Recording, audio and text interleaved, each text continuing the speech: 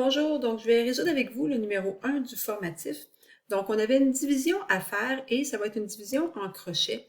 Donc, tout de suite, dans le fond, je peux directement mettre un petit crochet ici pour faire ma division directement sans avoir besoin de la retranscrire. Donc, tout d'abord, j'ai des A. Donc, ma variable, c'est le A. Et de l'autre côté, j'ai A ici. Et j'ai 3 A2. Donc, dans le fond, je vais aller multiplier mon A. Je vais aller multiplier mon A par 3A, ce qui va me faire justement 3A2. Mais il ne faut pas que j'oublie que j'ai aussi le 2B, là. J'ai un 2B ici à aller traiter. Donc, je dois aussi, comme je fais 3A fois A, je dois aussi faire 3A fois moins 2B. Donc, 3A fois moins 2B, ça va me faire moins 6AB. Et c'est ça que je vais aller soustraire. Je le mets toujours entre parenthèses pour pas me tromper. Même moi, j'ai tendance à faire des erreurs sinon. Donc, c'est pour me rappeler que je dois soustraire ça. Donc, j'ai 3A moins 3A qui me donne rien. Donc, je vais rien écrire.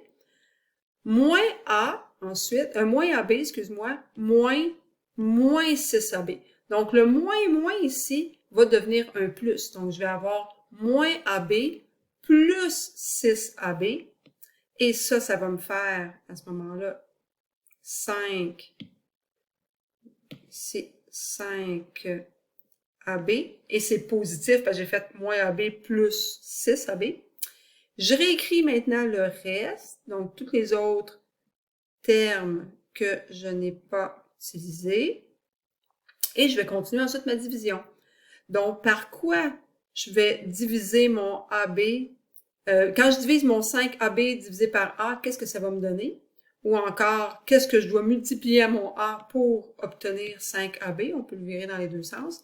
Donc, je vais avoir à ce moment-là plus 5B, parce que quand je fais 5B fois A, ça va me donner 5AB. Donc, je vais venir ici marquer mon 5AB.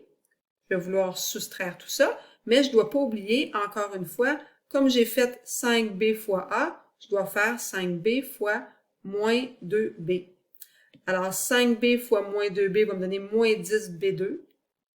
Moins 10B2. Tout ça, c'est dans une parenthèse, encore là, que je viens soustraire ici. Donc, je me retrouve avec 5AB moins 5AB, j'en ai plus. 10B2 moins, donc moins 10B2 moins, donc moins 10B2 plus 10B2. Donc, j'en ai plus non plus. Alors, je vais simplement écrire ce qui me reste.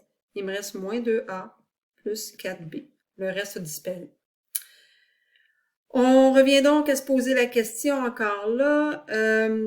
Qu'est-ce que je multiplie à A pour avoir moins 2A? Ben, je vais lui multiplier moins 2.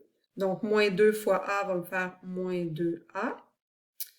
Et ensuite, il ne faut pas que j'oublie à ce moment-là de faire moins 2 fois moins 2B, qui va me faire plus 4B.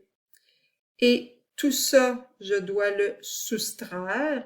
Donc, moins 2A moins 2A, ça me fait 0. Puis moins 4B, excuse-moi, moins 4B fait 0. Donc, j'ai vraiment un reste de 0. Donc, ça conclut la division. Si jamais tu as des questions en classe, n'hésite pas à m'en poser d'autres.